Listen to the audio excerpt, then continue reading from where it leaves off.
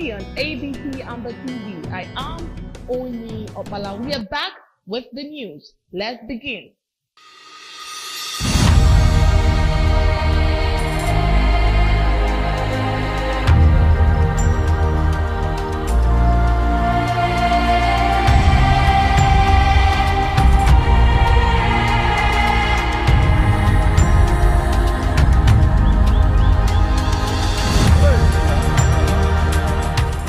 Months of diplomacy have failed to resolve the crisis as fear grows over an imminent Russian invasion of Ukraine. Observers predict the making of World War III. What are the chances, intricacies, and realities involved? As the West proactively and in most cases collectively galvanizes efforts, applying high levels of diplomacy in search of quick solutions for Ukraine, what happens to Africa? Ambazonia, in a 5-year-long war with over 35,000 civilian lives lost, had millions displaced, hasn't received so much media attention. How is this possible? The crunch of the Ambazonian independence restoration war has forced the Undaunted junta to borrow to pay civil servant salaries. The war has made the government go as low even to private business investors like Balo, Dangote with cap in hand to borrow. For how long will Yandé continue insisting wise counsel to engage in sweet process for negotiations? How sustainable is their policy? Will the mortgage of Ambazonia's resources any day soon end? What does Ambazonia need to do to halt this? This is what we intend to find out. The Mount Cameroon race of hope of last Friday in Bois was a seeming success. Critics say it is a slap in the face of Ambazonia for the French Republic of Cameroon to host yet another tournament in the nation's political capital territory successfully within less than 2 months. Ambazonia's fighter, General No Peace's unity front appears to be a curse and not a blessing. Like some would want us to believe, what is the cliche? Is the question we intend to find answers to. Is there a way out?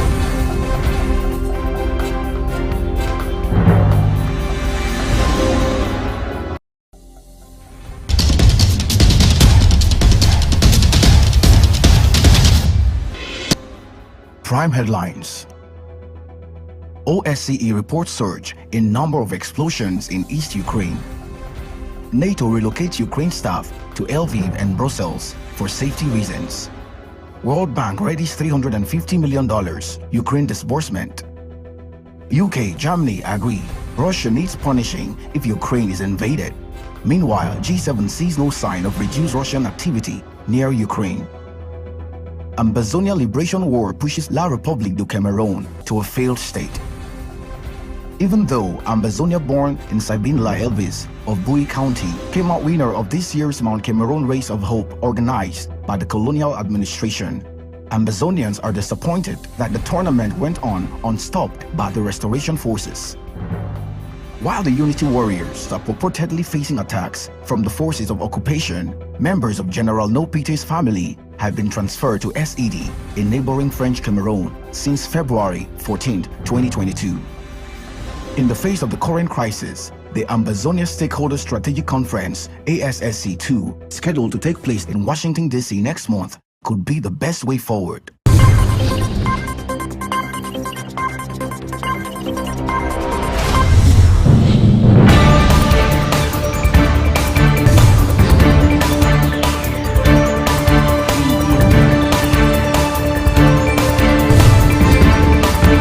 Ukraine is Europe's shield against Russian military and deserves stronger international support, President Volodymyr Zelensky says.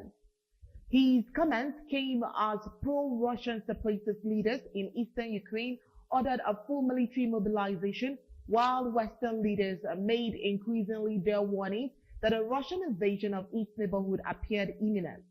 For 8 years, Ukraine has been a shield, Zelensky told Security Conference in the German city of Munich on Saturday. President Vladimir Putin, meanwhile, supervised major military drills involving Russia's nuclear forces. Two regions in eastern Ukraine where government and separatist forces have been fighting since 2014 have been hit by more than 1,400 explosions. Monitors for the Organization for Security and Cooperation in Europe, OSCE, said, pointing to a surge in shelling. The two Russian-backed self-proclaimed republics in Ukraine, Donetsk and Luhansk regions, are at the center of a surge in tensions between Moscow and the West over a vast Russian military buildup near Ukraine.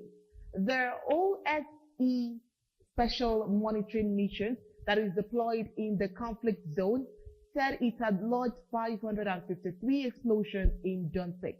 NATO has relocated Ukraine's staff from the capital Kyiv to Lviv and the west of the country and to Brussels for safety reasons.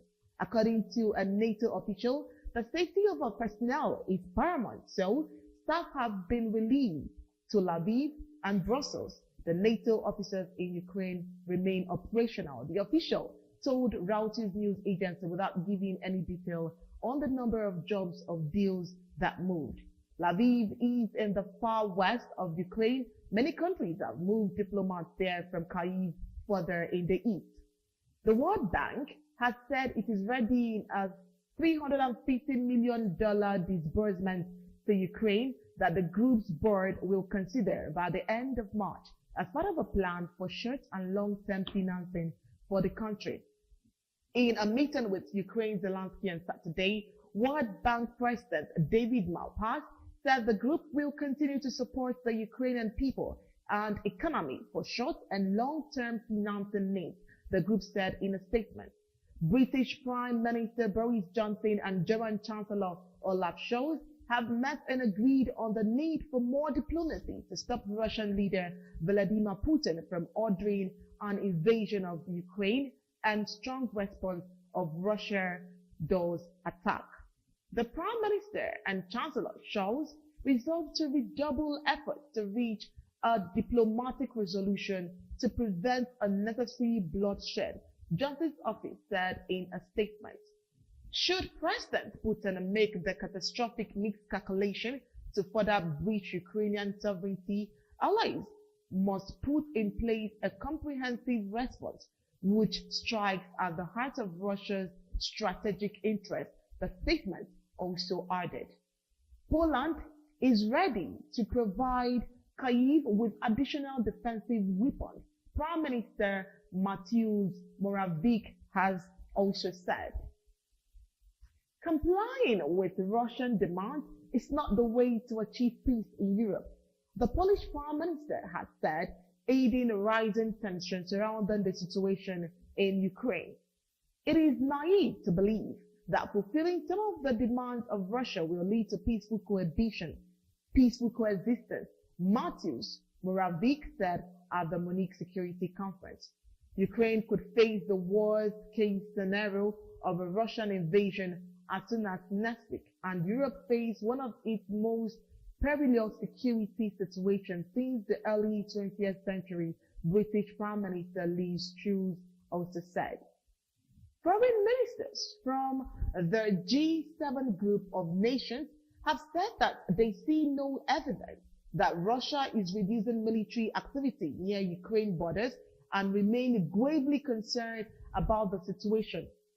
We call on Russia to choose the path of diplomacy to de-escalate tension, to substantively withdraw military forces from the proximity of Ukraine's borders and to fully abide by international commitments, the country said in a joint statement released by the United Kingdom Foreign Ministry. Amidst global collective and proactive involvement, Russia is not without friends. Cuba shows interest to deepen ties with Russia.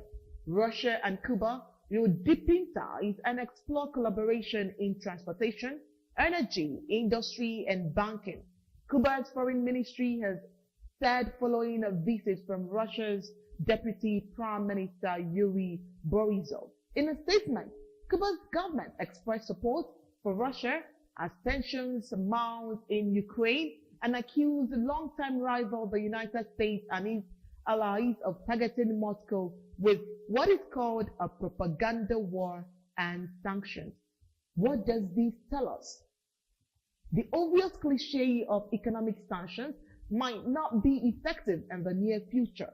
This again gives more reason for observers to think if care is not properly taken, a World War III might just be in the making.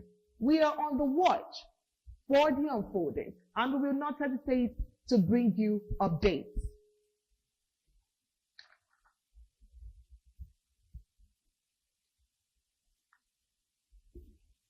It would appear Cameroon's desire to conquer Ambazonia in the senseless war is more expensive than anticipated.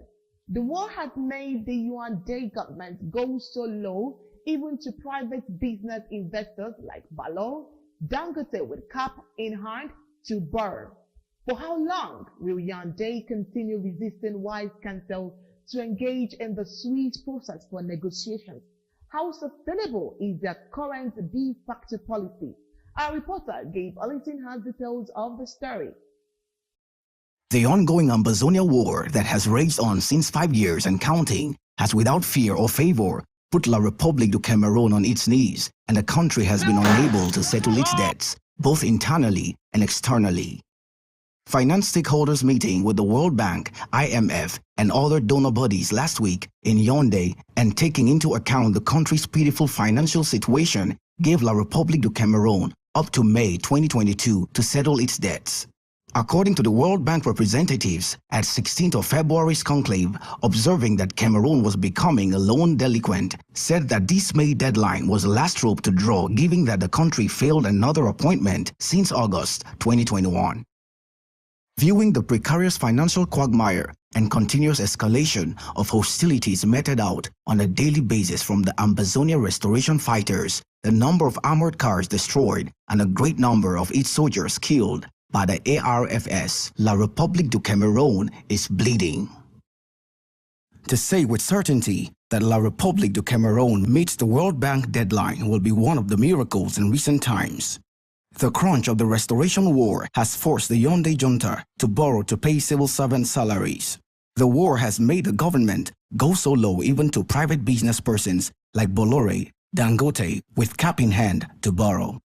The crunch of Ambazonia liberation struggle has put the Yaoundé junta at crossroads, much money borrowed and placed in the hands of agents who fool the junta they are capable of stopping the war, yet feed fat after sowing confusion in the ranks, and the liberation war being God-ordained goes on piecemeal till due under the strategist Dr. Samuel Ikome Sako. Even the Yaoundé junta taxes the air its citizens are breathing on top of taxes it has levied on mobile money transfers, described by many as state-armed robbery. La République du Cameroun is a failed state come May 2022. When the failed state status tag comes, which is unfailingly coming, no one, including private banks, public finance institutions, don't have to borrow a dime from La République du Cameroun any longer.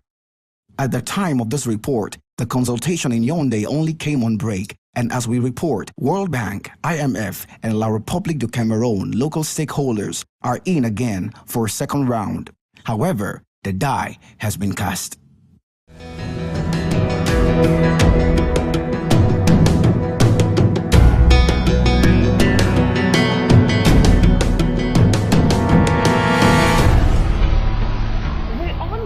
Ambazonia war that has raged on since 5 years and counting has without fear or favor put La République du Cameroun on its knees, and the country has been unable to settle its debt both internally and externally.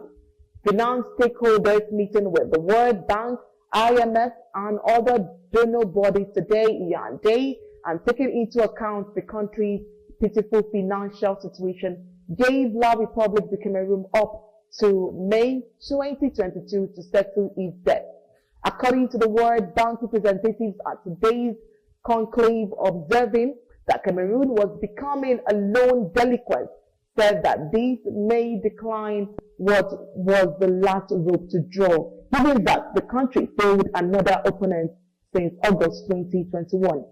During their precarious financial quagmire, and continuous escalation of hostility meted out on a daily basis from the Ambazonia restoration fighters, the number of armored cars destroyed, and a great number of aid soldiers killed by the ARFS, La Republic is bleeding.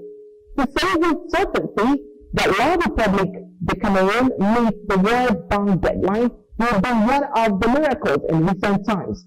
The crunch of the restoration war has forced the Yandere junta to borrow to pay civil servant salaries.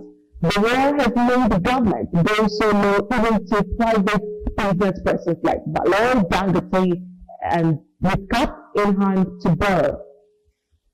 The crunch of Ambazonia liberation struggle has put the Yandere junta at crossroads. Much money borrowed and placed in the hands of agents who fail the junta. They are capable of stopping the war. Yet, feed fast after sowing confusion in the ranks and liberation war, helping God ordained gods on the planet to dwell under the strategist Dr. Samuel Ikome Sako. Even the Yandere junta taxes the air e-citizens are breathing on top of taxes. It has levied on mobile money transfers, described by many as state armed robbery. La République de Cameroon is a failed state come May 2022. When the failed state status tag comes, which is unfailingly coming, no one, including private banks, Republic banks institutions, don't have to borrow a dime from La République de Cameroon. May longer at time of this report, consultation in Yanda only came on breaks, and as we report, World Bank, IMF, and La République de Cameroon local stakeholders are in again for another round. However, the die has been cast. At least 524 athletes have taken part in this year's Mount Cameroon's Race of Hope, organized by the colonial government, though not Sabinla Elvis of Bui carried the day. Ambazonians have expressed disappointment at the free run of the race. What could really be the issue? Who is to be blamed? Coup plotted? Embezzlers? Many believe that the current crisis within the interim government could be the sole reason. We had a chance earlier on to get the Secretary of State for Defense and Secretary for Interim Government on the phone, and here is what he has to say. Thank you for asking this question about what is the interim government saying about the just ended Boya Mountain race. Unfortunately, this year, 2022, the interim government did not do a lot to see that the Boya Mountain race was destabilized. We had too much on our plate, and even at the level of ground zero, the restoration forces were just trying to figure out what is going on. I did reach out to some generals, and they had some few concerns as to the way things are going, and they made it clear that it was too late to try to make any moves towards these areas. So unfortunately, we could not do anything so effective about it. I want to apologize on behalf of the interim government that much was not done. But then I equally want to call on those of our brothers and sisters who have been busy fighting the interim government to come out and just tell the people of Ambazonia what they did to see that this Boya Mountain race was disrupted. It should be noted that for the past couple of months, The interim structure has been brutalized uh, by the same people that worked day and night to put up the structures. Yes, we probably must have had our own differences, but we could have still been functioning with our differences, knowing our boundaries, instead of breaking down the same structure that we created. A lot of energy was focused on trying to save the interim government as a structure,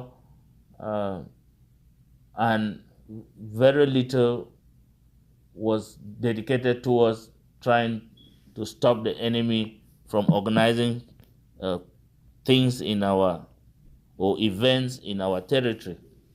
So I'm calling on the people of Ambazonia to understand that moving forward, the interim government will try to focus more on the ground and help our restoration forces to achieve their strategic goals of pushing the enemy out of our territory, thereby ensuring that upcoming events that are organized by this enemy regime meet a lot of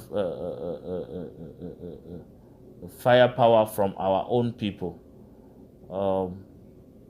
Paddy, I would strongly just feel that the government was unable to do anything just because of the distraction that was going on. And I just came into office like mid of January, and since then I've been working so hard to see how I can reorganize the ground, and hopefully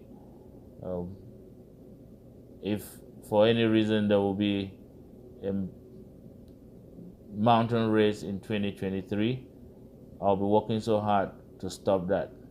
For this, we could not, because our hands were really full. So thank you for asking about that.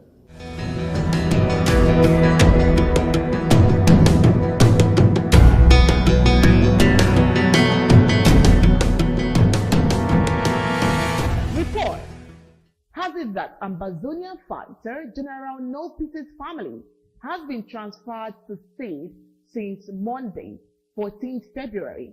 They arrived badly tortured at sea and are currently detained at the service center at the Secretariat for Defense in Yaoundé. Amongst them are his mother, father, uncle, and sisters. They are Gladys, Yakubu, Sandra, Yeshua, Lizette, Lemiyu, Goslov, Bigim, Douglas, Lyman, Tata Romeo, Francis Bigwe. They are in very bad shape and need urgent medical attention. They were arrested in Babalang and ferried to Yaoundé. The ex-girlfriend of the said separatist general was also arrested and is currently detained in prison even after the court granted her bail. In less than 3 weeks, the warriors of No Pity have lost over 15 fighters, and this brings to mind the question: intelligence has it that the group has been highly infiltrated and that there are chances French Cameroon is behind the setup. La République de Cameroon colonial D.O. Ibrahim Shaibu Adamu ordered the burning down of every living thing, from trees, farm crops, nearby bushes, gold, some of which were taken away by the military in their cars for food, and homes, including a young man who was sent to the farm by his parents. It is reported that Ibrahim Shaibu Adamu openly told the denizens of Ndu that he had over secret measures to take concerning security in the area. We are told that he ordered the clearing down of all the surrounding forests in Ndu. Once again, the interim government SOS for Defense and National Security had this to say in reaction to the chaos and a great loss.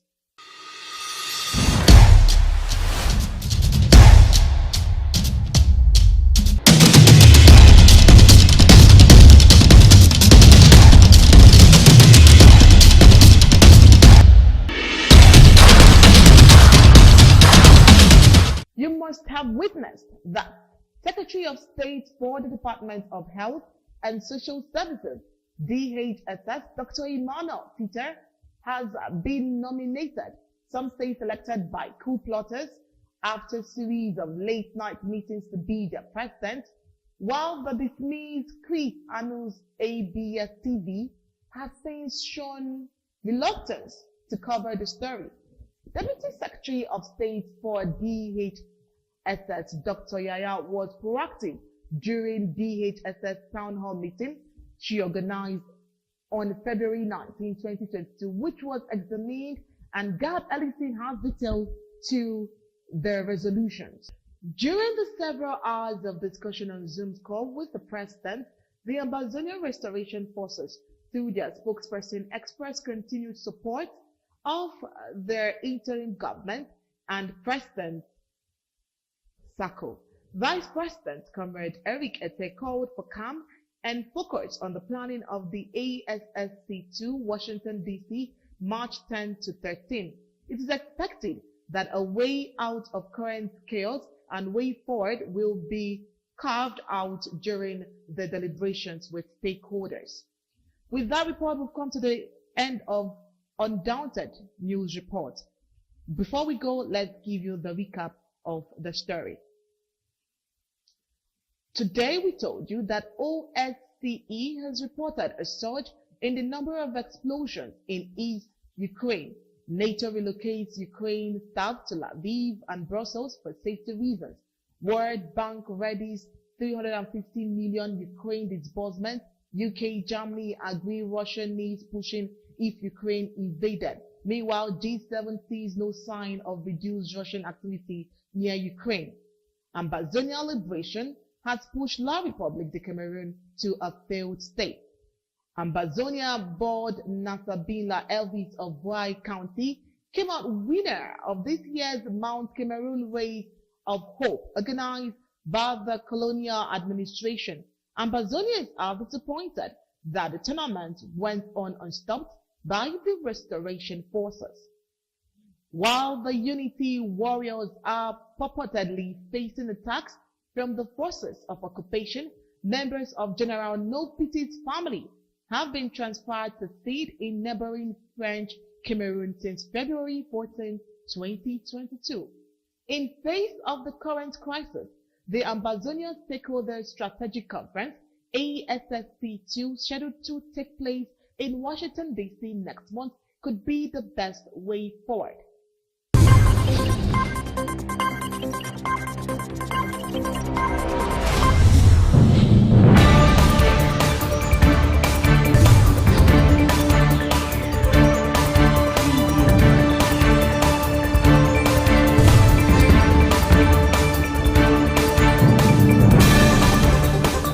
Breaking news. He says his conscience will not allow him to continue in what appears to be an enterprise of hate that has the propensity to destroy the Ambazonian struggle for a free homeland. He also discovered, after close observation and investigation, that most of what Chairman Kamita and his group based their so-called impeachment on were innuendos and fabrication. He says he was not given a single credible proof. He concluded his romantic discourse on black and white by stating it clear that he will not be part of a project founded on lies, deceit, and hate. Finally, Dr. Emmanuel Tita chooses legality and rubbishes the evil instrumentalization of the defunct Restoration Council. Coup plotters would prefer to recover up their failures of the scheme by insinuating that Dr. Tita's decision was done under duress. As if that wasn't enough, Ambazonians woke up next morning with another repel effect of the defunct Restoration Council's fraud. Honorable Otto Italier, who is a member of the Restoration Council, sent in his resignation. In his written speech dated 23 February 2022, he expressed dissatisfaction with the attitude of leadership of the Restoration Council and the constitutional overreach of the Government Affairs Committee of the Restoration. In his creed, he admonishes that the members of his committee clearly have not differentiated between domination and capacity. Honorable also believes that the leaders of the Restoration can learn from some other struggling countries to not repeat their mistakes, especially in losing the lives of their heroes. What has happened to the legislative arm of the Ambazonia interim government? Many believe that the Chris Anu aggression is combination with Kumata's unconstitutionality in catalyzed from Yande. What is the immediate antidote? Can there become and refocus in the struggle any day soon? President Samuel Ikome Saka believes that ASSC2 in Washington come next month will go a long way to handle these issues to a great extent.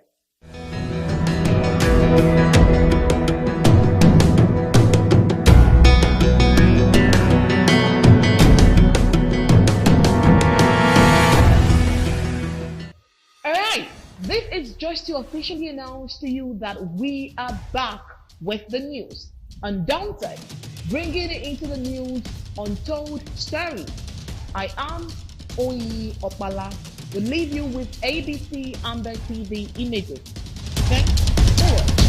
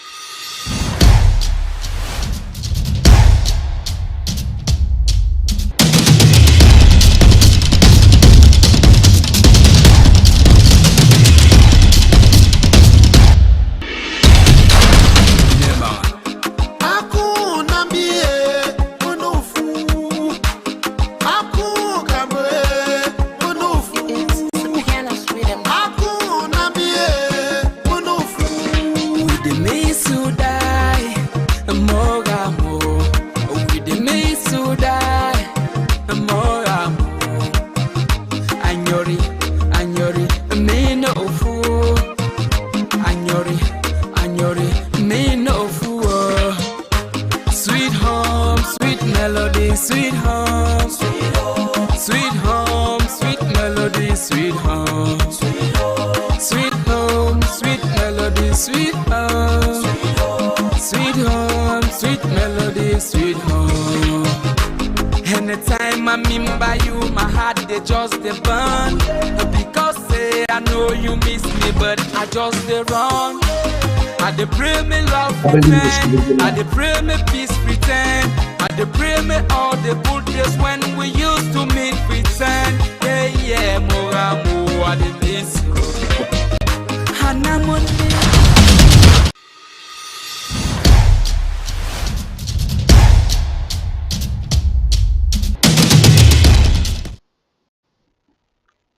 Okay, good evening and welcome back. I apologize for that sound issues there. We're doing a lot of testing. I'm sure you just watched our test transmission of Undaunted the News, ABC Amba News. Tomorrow at 8 p.m. Amba time, we'll be coming up with another test transmission. And right after the test transmission, I will be live with Dr. G. Tita, Dr. Emmanuel G. Tita with Moment of Truth, Season 2, Episode 1. Dr. Tita is now ready to speak. I would like to start by firmly appreciating the ABC Amber Club members, the board, for the tremendous work you're doing. You